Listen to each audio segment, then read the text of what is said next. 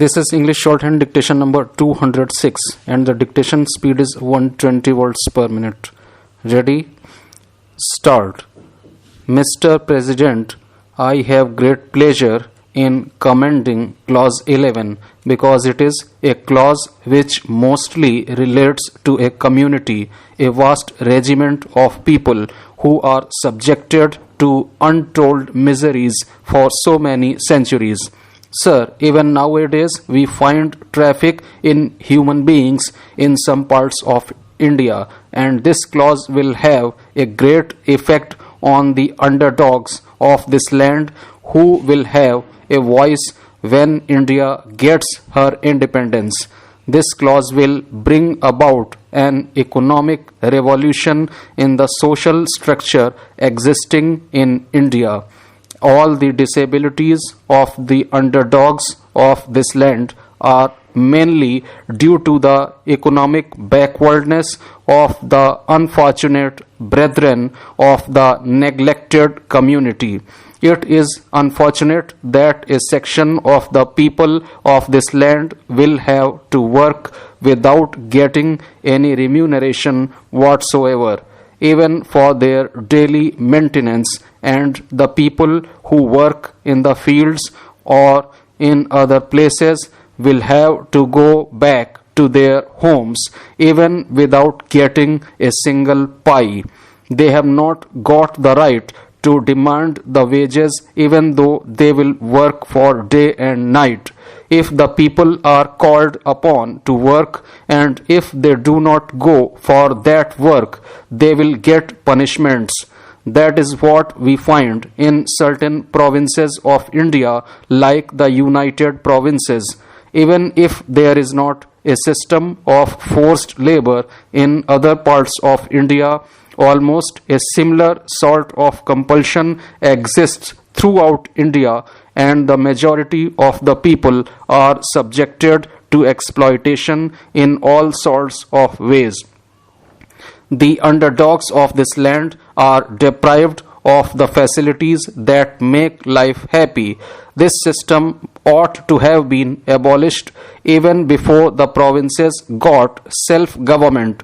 Even if there are rules and regulations regarding this in certain provinces, the system still prevails, and the people who are subjected to the system have no voice whatsoever in deciding their fate. So this clause will give great relief to a great number of people who are subjected to economic exploitation.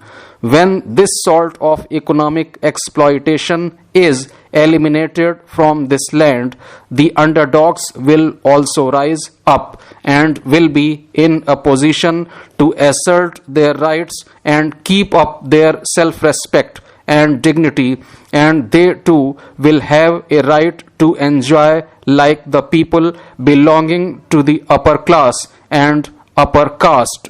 I have great pleasure in supporting this clause. I have great pleasure in supporting this amendment to clause 11. I accept the new draft of the clause. Sir, I have studied a good deal of forced labor problems since 1929. I was a member of the Forced Labor Convention in Geneva in 1929. India accepted the Forced Labor Convention in 1930, but the Indian states, with certain exceptions, did not accept it. That practice does not exist among the major states whose representatives I find today in this house. Sir, in my part of the country, forced labor has been taken advantage of by most of the small Indian states. They receive grants from the government of India for construction of roads and utilize the money for their own purposes, and by means of forced labor they construct roads and other civil works. Therefore, I do not apprehend the trouble which my friend has just now voiced. In case of national emergency, the state must come forward and everyone must compulsorily work for the country, be it war or famine or drought. But I do not want any lacuna left over which will allow some of the Indian princes to use forced labor for their own gains. Sir, one point I am not satisfied with is whether traffic in human beings includes women's traffic. Some of us have studied this problem about women's traffic for the last 10 years or more. Unfortunately, every year thousands of women of Orissa and the province of Bengal, where there are surplus women, are carried away to other parts of India. There is a regular traffic going on by crooks and gangsters who carry away these women to some outside provinces. I do not know whether they are regular housewives or whether they lead the life of shame. We do know that in provinces like Punjab, the number of women is less than the population of men. Sir, we had the painful experience during the Bengal famine when lakhs of women were spirited away.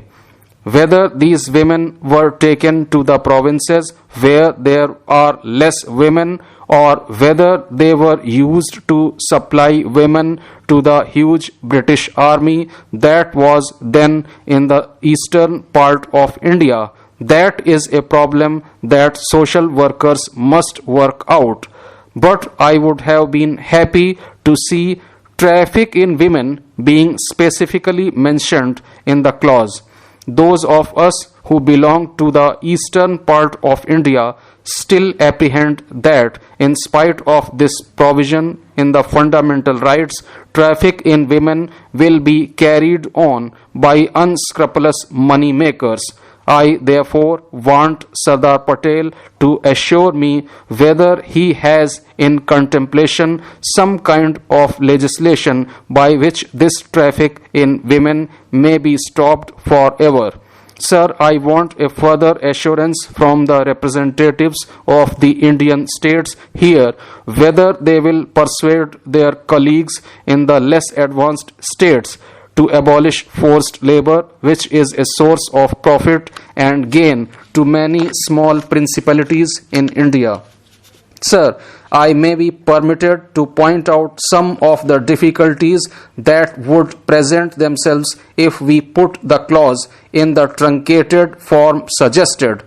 First of all, there can be no question, nobody can doubt for a moment that forced labor in any form must go. But there were certain qualifying explanations in the original form of the clause which have now been omitted. Mr. President, going into the question as to whether there is necessity for the retention of the explanation or not, I am quite clear in my mind. So far as the first subclause is concerned, it will not preclude military conscription. In the committee, there was a special clause inserted to the effect that there shall not be military conscription, but that has been omitted. In spite of the existence of slavery and anti-slavery clause in the United States Constitution, the Supreme Court of the United States has held that there is nothing to prevent military conscription being introduced. The learned judges referred to various writers on international law and they pointed out that the very existence of the state depends upon military force, and the slavery and anti-slavery or servitude clause cannot be construed as precluding the United States of America from introducing conscription.